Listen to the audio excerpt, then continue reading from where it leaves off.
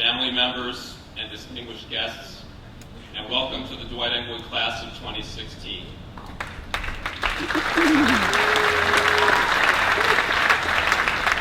On behalf of the Board of Trustees and the entire Dwight-Englewood community, I congratulate and commend you. Very well done.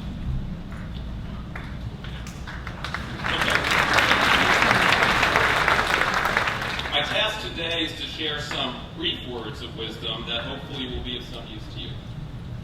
Now, I should point out that for any advice to be effective, two conditions must be met. First, it must be timely, and second, the recipient must be open to hearing it. When my oldest son was applying to colleges a couple of years ago, before he hit the send button, I said to him, "Noah, no matter what happens with this process, I want you to know to always remember that the most important decision you make in your life is who you marry." He looked at me like I had three heads. We've all seen that look from our kids and said, "Dad, why are you telling me this now? I'm 17 years old." That's just one example of what has been throughout my parenting years, a series of ill-timed advice given to reluctant recipients. I'll try to avoid doing that today. When I went away to school, my father gave me two pieces of advice. As my parents were leaving my dorm, my dad looked me in the eye and said, "Matthew, don't screw up." That was the first piece of advice. Did my father really think I was going to screw up? Yeah, he was probably a little worried. My mother too, and not entirely without justification. Just as it often is for my kids, I did not find these words of wisdom to be particularly helpful at the time. One thing you probably realize now about your parents, often what we say to you is based on things we might have done differently in hindsight, and we're anxious for you to avoid our mistakes or benefit from our experience. Sometimes it's difficult to be empathetic to you while wrestling with our own emotions. At least it is for me, hence the tone-deaf exhortations.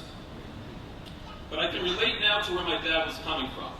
Like you, I've spent a lot of time with my family over the last several years visiting schools. And I must say, I envy you. The typical college today is an intellectual candy store attached to an all-inclusive resort, each one more beautiful than the next.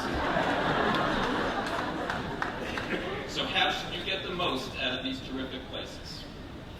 This brings me to my father's second piece of advice, something quite at odds with "don't screw up," and that is always work at the margin of your ignorance, or said another way, always work at the edge of your ability. That is the best attitude to adopt for learning and for developing to your fullest. It is also very consistent with our mission here at Dwight-Englewood, which says, among other things, that we seek excellence. We do not seek perfection. I wonder, however, if we've all fully embraced what that means. Consider just one very small illustration. As you know, parents have grade-level meetings with Mr. Allgrant and the dean. During my first such meeting, one parent asked what is on the minds of most people. Is it better to take an honors class and get a B than to take a college prep class and get an A? That's an interesting question, and we all understand some of the practical concerns that underlie it. It is a version of the type of question that you will face throughout your life. Should I do something easier or more difficult? Should I leave this job and strike out on my own? Should I tell my friend something she doesn't want to hear and risk our friendship? In many of those cases, you'll judge the risks as too high. This is often appropriate. We're constantly evaluating trade-offs. But here's what I wish I could help you understand. Virtually never in your life will the downside from taking on a challenge be lower for you than it will be over the next 4 years. So try to do some really hard things and accept along the way some discomfort and a healthy amount of struggle and perhaps even a small dose of stress.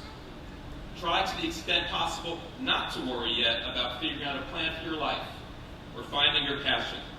These are not things you simply trip over walking from your dorm to the dining hall.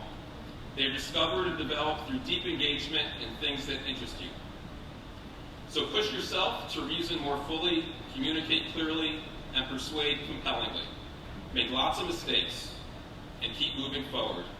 Seek out situations where you will be stretched and find friends and professors who can help you, and help your friends get the best out of themselves.